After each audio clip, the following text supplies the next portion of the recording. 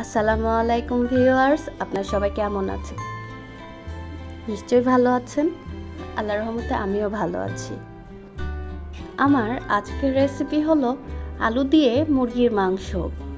এই জন্য আমি পেঁয়াজ কুচি নিয়েছি 1 কাপ এবং আলু প্রয়োজন মতো কেটে নিয়েছি। এখন প্রয়োজন মতো তেল দিয়ে নিব। তারপরে খুব ভালো করে নেড়ে চেড়ে পেঁয়াজ আলু একটু ভাজা ভাজা করে নিব। তারপরে এখানে গোটা গরম মশলাগুলো দিয়ে নিব। এরপরে প্রায় 2 টেবিল চামচ আদা রসুন বাটা দিয়ে নিব আর 1 চা চামচ মরিচের গুঁড়া, 1 চামচ হলুদের গুঁড়া দিয়ে তার মধ্যে 1 চা চামচ মতো জিরার গুঁড়া দিয়ে দেব, সাথে স্বাদ মতো লবণ। সবগুলো এখন খুব ভালো মতো নেড়ে চেড়ে তার মধ্যে এখন প্রয়োজন মতো পানি দিয়ে নিব।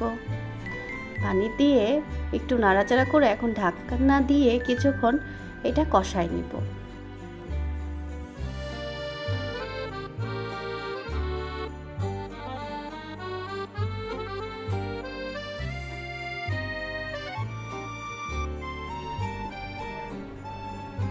তারপরে আগে থেকে এই ভেজে রাখা মাংসগুলা দিয়ে দিব।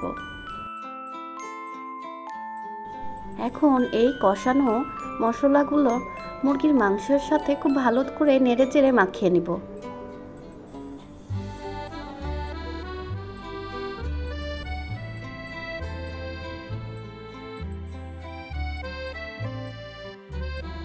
তারপরে ঢাকনা দিয়ে কিছুক্ষণ কষিয়ে নিয়ে আবার একটু নেড়ে চেড়ে নিব।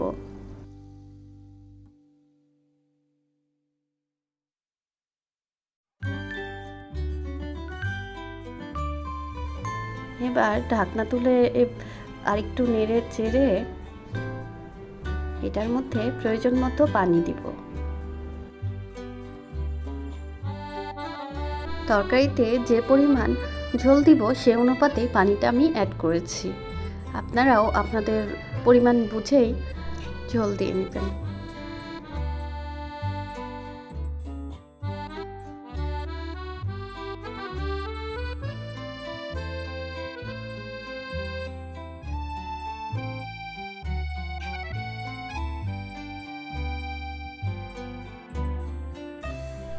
এখন ঢাকনি দিয়ে প্রায় 10-15 মিনিট মতো রান্না করে নেব মাঝারি আঁচে।